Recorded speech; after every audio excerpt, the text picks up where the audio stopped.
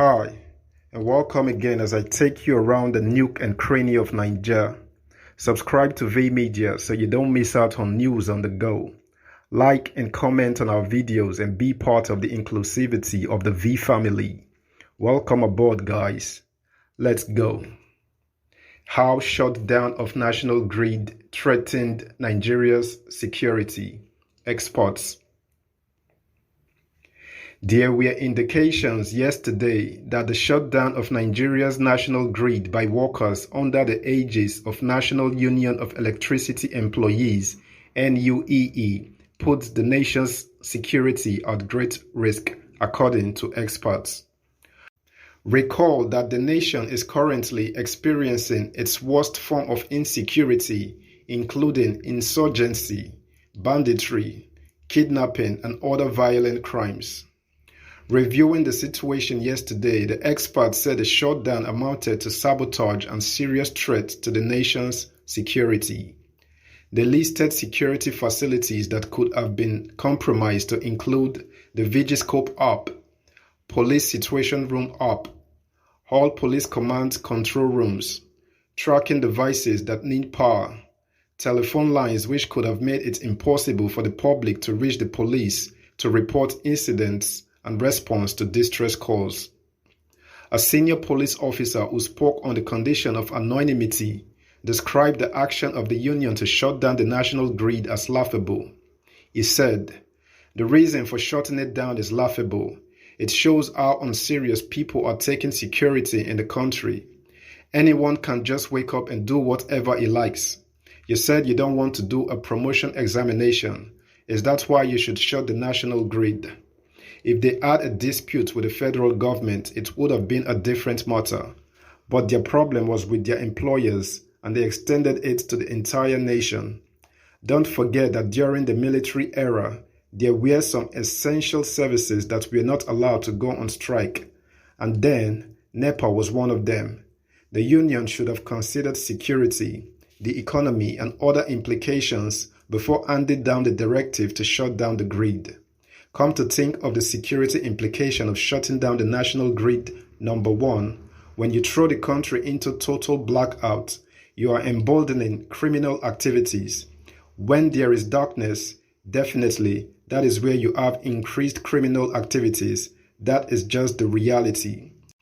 Second, don't forget that police and other security agencies are using electricity to track criminals.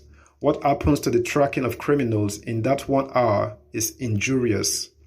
If those that are supposed to do 1 or 2 jobs with electricity are denied access due to blackout, some will resort to stealing.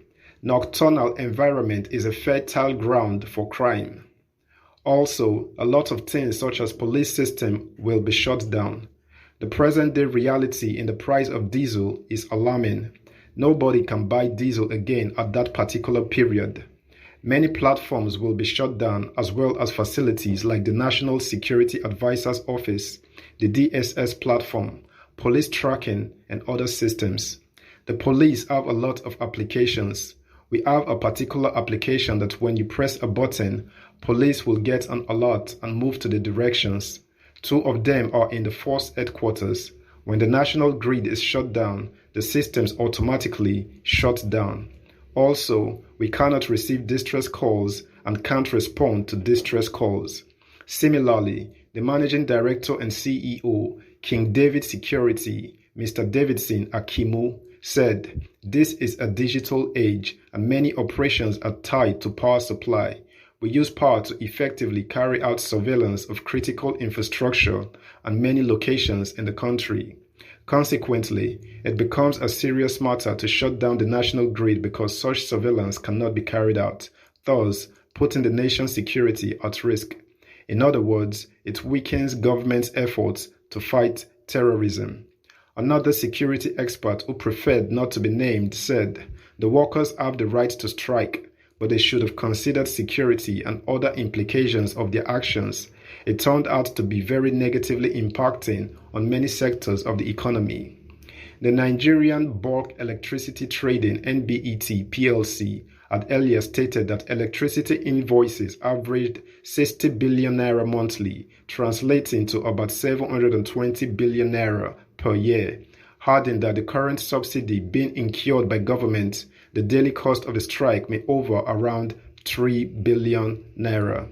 The discos could not quantify their losses to the grid shutdown yesterday, as they said they were still working what they lost to the situation in naira terms. However, checks by Vanguard show that only small-scale investors and households who shifted to generators suffered significant losses due to the high prices of diesel and petrol, currently put at 170 naira and 800 naira per litre, respectively. Investigation also indicated that large-scale investors, especially manufacturers, did not suffer much as they permanently depend on their gas-powered generating plants. In an interview with Vanguard, the managing director of Coleman Technical Industries Limited, Mr. George Onafowokan, who identified inadequate power as a major challenge staring investors in the face, said, apparently, because it is not reliable, many manufacturers have already entered into an agreement that enables them to pipe gas directly into their premises for power generation. It is reliable and dependable. However, the national grid began a slow recovery process yesterday, eating 3,772.60 megawatts at 4 p.m. following the suspension of the industrial action embarked upon by members. However, the national grid began a slow recovery process yesterday, eating 3,772.60 megawatts at 4 p.m. following the suspension of the industrial action embarked upon by workers of the Transmission Company of Nigeria, TCN. Checks by Vanguard on data provided by the National System Operator, a unit in TCN, showed 22 power generation companies were on the grid, with Shiroro Hydro 584 MW, Azura Edo IPP 408 MW, and Jeba Hydro 403 MW among the top generators. On the distribution side, the electricity distribution company's load allocation was 2,485 MW cumulatively, with Abuja and Ikeja discos having the highest allocation of 280 MW each. Reacting to the shutdown of the grid, the president, Nigeria Consumer Protection Network, Kunle Kola Olubiyo, said, organized labor has continued to provide alternative voice in various sectors of the economy whenever the need arises. Even though some may not at times agree with the style or approach of the organized labor, but notwithstanding, we cannot wish them away. Organized labor are critical stakeholders in nations building, meaning that the government and other parties should consider or take their views seriously. The aggrieved TCN workers under the aegis of the National Union Electricity Employees NUEE and Senior Staff Association of Electricity and Allied Companies SSAEAC had shut down the national grid on Wednesday following disputes with the federal government, thus causing blackout across the country for almost 24 hours. The strike by the workers was triggered by the directive of the TCN board that all principal managers in acting capacity must undergo promotion interviews, a development NUEE said contravened conditions of service and career progression paths unilaterally done without relevant stakeholders. Another grievance of the workers was the perceived stigmatization of staff from the Office of the Head of Service HOS of the Federation from working in other areas in the power sector, and the refusal of the market operator to fund the payment of entitlement of the defunct Power Holding Company of Nigeria ex-PHCN staff as agreed in December 2019 agreement after industrial action by the union.